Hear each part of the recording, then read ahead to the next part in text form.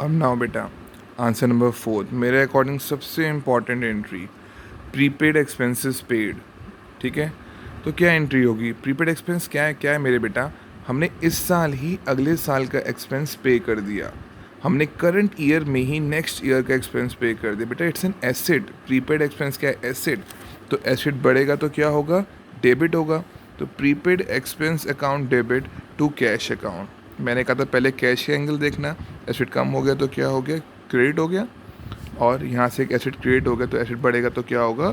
Debit. आपके सबसे important बात क्या है, ये देख लो कि वो चीज़ एसेट है, लाइबिलिटी है, एक्सपेंस है, इनकम है, क्या है।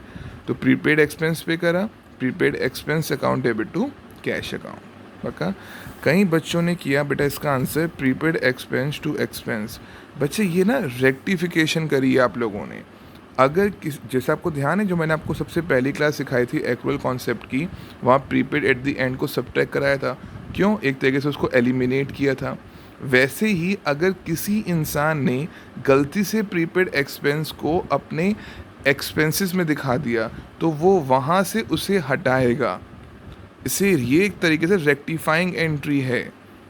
मतलब जैसे ये देखो रेक्टिफाइंग एंट्री कैसे हुई, एक्सपेंस को हटाएगा, एक्सपेंस बढ़ते हैं तो क्या होता है? डेबिट होता है। हटाने के लिए वो क्या होगा? क्रेडिट हो गया। और वहाँ से एक एसेट क्रिएट कर दिया, प्रीपेड एक्सपेंस, एसेट बढ़ गया तो क्या हो गया? डेबिट हो गया। तो बेटा ये रेक्टिफाइंग एंट्री है। यहाँ मैंने कहा था प्रीपेड एक्सपेंसेस पेड, तो खाली प्रीपेड एक्सपेंस टू कैश, तो ये रॉन्ग एंट्री है बच्चा। पक्का? ये आपकी रॉन्ग एंट्री है। Prepaid expense to expense entry केवल एक रेक्टिफाइंग एंट्री है। किसी इंसान ने अगर अपने खर्चों में दिखा दिया तो वो एक्सपेंस को क्रिएट करके एक्सपेंस को एलिमिनेट कर रहा है। ऑन द अदर हैंड उसने एसेट क्रिएट कर लिया, prepaid expense account debit to expense. पक्का? तो प्रीपेड एक्सपेंस क्या होता है? करंट एसेट में आ जाएगा, एसेट बढ़ गया, डेबिट हो गया टू कैश, तो एंट्री पड़ेगी प्रीपेड एक्सपेंस टू कैश। पक्का? और जिन जिन बच्चों ने बेटा ये वाली एंट्री करी है, just a rectifying entry. Okay, next. अगला भी आई गेस ईजी था यार। सेल्स हमारे पास थी, हमें दिया था कि जीपी 20% सेल्स के ऊपर होगा।